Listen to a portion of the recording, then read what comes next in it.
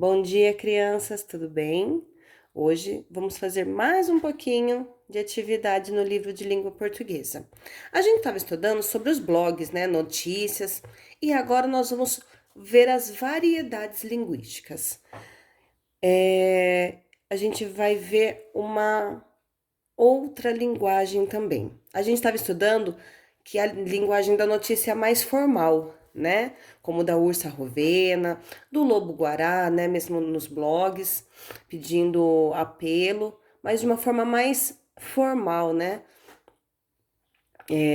Falando como as pessoas estavam vendo, pessoas que não são do nosso meio, né? Poderiam ver, né? Que não tem um laço de amizade ainda, tá bom? Então, aqui, você estudou que a linguagem da notícia é mais formal, mais cuidada.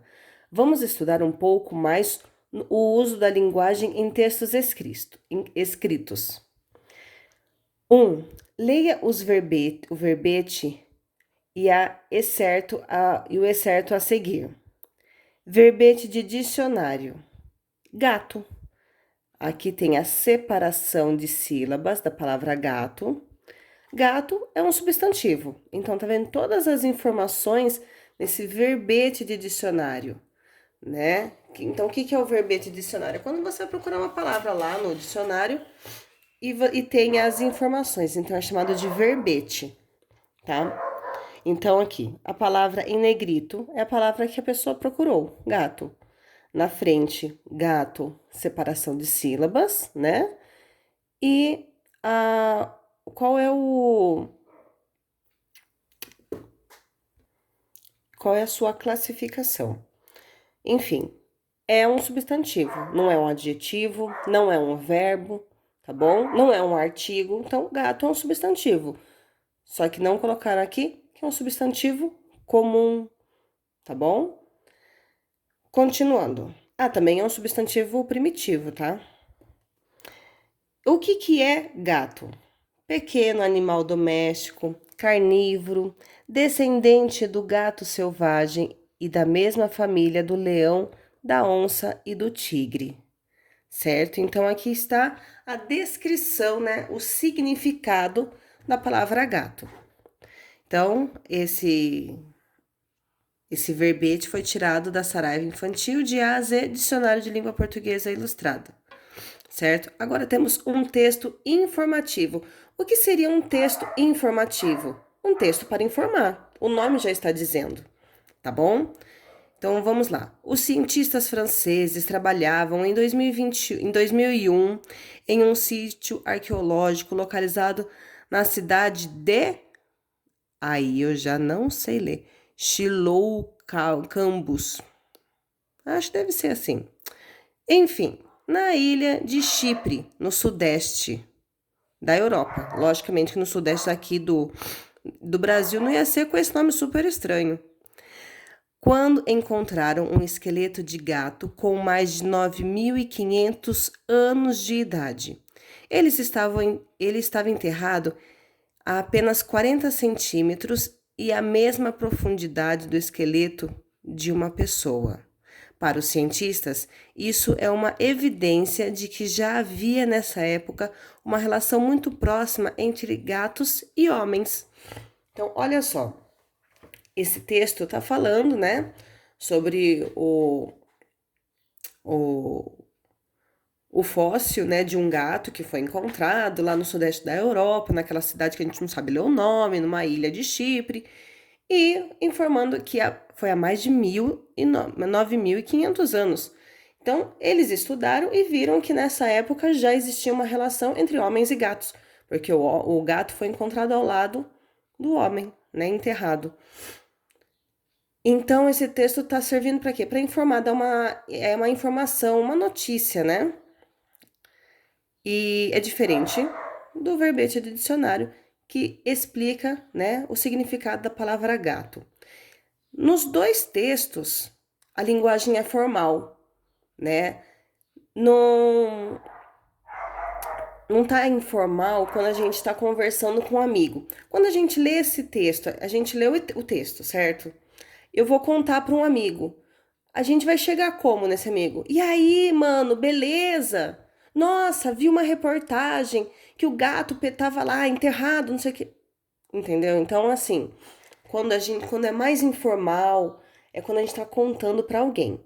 Essa daqui tá totalmente formal, certo? Tá explicando, os cientistas encontraram para todo mundo ler, mesmo quem não é do nosso meio de amizades, certo?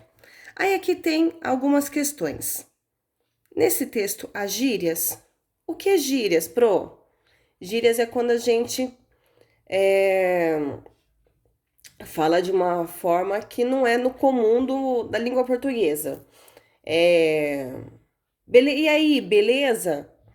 Quando aqui a gente vai dar um rolê, né? Esse rolê já é um passeio, né? É a gíria do passeio.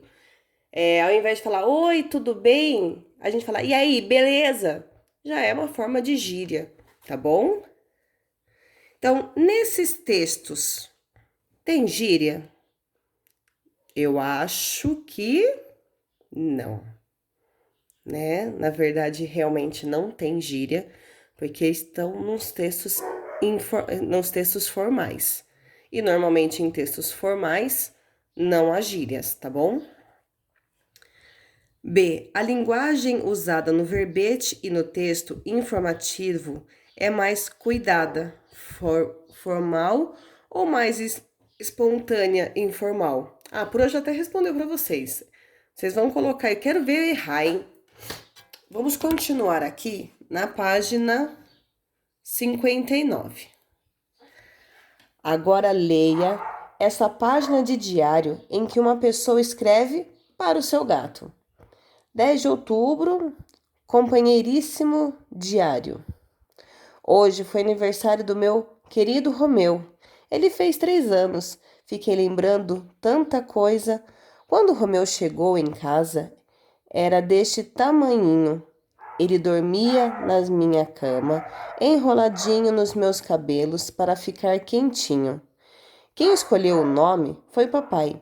Ele disse que eu gostava tanto do gatinho que ele só podia ter esse nome. Depois fui descobrir que Romeu e Julieta são personagens da maior história de amor já escrita, uma peça de teatro do Shakespeare. E será que é assim que se escreve? Eu sei que ele é um gato. Eu sei que ele não é um gato de raça, mas aquela manchinha no olho é um charme, né? Então, esse texto aqui, né, essa diário, é do Diário de Julieta, né, do livro de Ziraldo. Escolha a alternativa que indica como personagem escreve seu diário. Ela escreve de modo planejado, cuidadosamente? Ela escreve como se estivesse conversando? Ela escreve e revela emoções de forma espontânea em sua escrita? Ou ela escreve tomando muito cuidado com a escolha das palavras? Então já é um pouquinho diferente do texto informativo e do verbete de dicionário. Continuando. Essas características são encontradas também no verbete e no trecho do texto informativo que você leu? Explique. E agora, hein?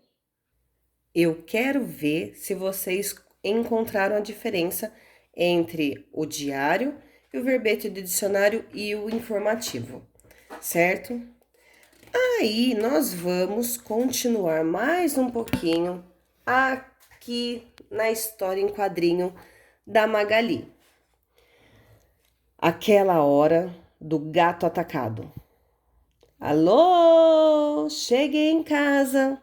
Tem alguma coisa para comer? Eu tô com uma fome. Ué, o mingau não tá mais dormindo? Glup.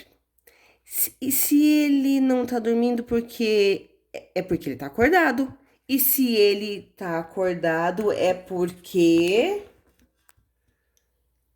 ai, tá na hora dos gatos ficarem atacados. Ai, eu odeio esse horário. Mingau! Eu adoro essa história da Magali. Vamos continuar, né? Porque não parou na página 59. Vamos continuar aqui no exercício 5. Escreva as expressões que são usadas na história e que demonstraram uma linguagem mais informal, espontânea. Vocês vão olhar aqui sozinhos, porque agora vocês já sabem o que é linguagem informal e linguagem formal.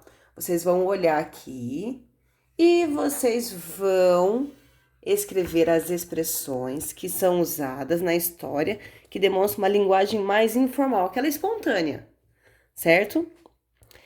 Diferentemente da linguagem da notícia e do texto informativo, a linguagem do diário e da história em quadrinhos se aproxima bastante da fala. Dizemos que a linguagem do diário e da história em quadrinho é mais informal, espontânea. Gírias. Nas frases abaixo, extraída do texto do livro Diário de um Banana, o personagem Greg usa uma linguagem própria das pessoas com quem convive no dia a dia. Ele está sempre no meu pé, querendo que eu faça alguma coisa ativa. Mas, como sempre, o papai não sacou a minha lógica.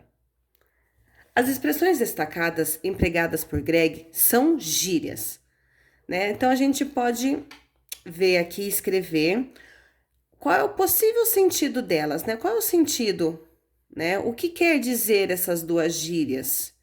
Então, vocês vão reescrever as frases, tá? Então, o que é reescrever? Vai escrever, sim, toda a frase. Não é só o que tá a gíria, não. Vai colocar aqui na primeira. Ele está sempre no meu pé, mas só o que quer dizer no meu pé? Esse daqui que vocês vão trocar, tá bom? Querendo que eu saia e faça alguma coisa ativa. Aí, na linha de baixo... Mas, como sempre, o papai não sacou. Qual é o significado aqui dessa gíria sacou? O que quer dizer ele não sacou? A minha lógica. E para terminar, você acha que o efeito do texto seria o mesmo se o Greg usasse as frases sem gírias? Teria o mesmo efeito, né, do texto um texto informal? Teria o mesmo efeito? Se ele não tivesse usado as gírias? Gírias são palavras ou expressões mais populares ou informais, geralmente empregadas por um determinado grupos sociais.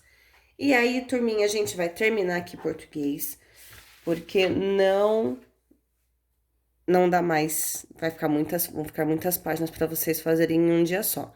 Já deu bastante, né? Da página 58 até a 62 já é o suficiente. Tá bom, turminha? Então, a gente vai encerrar por aqui o livro de língua portuguesa só de hoje, tá bom? Um beijo!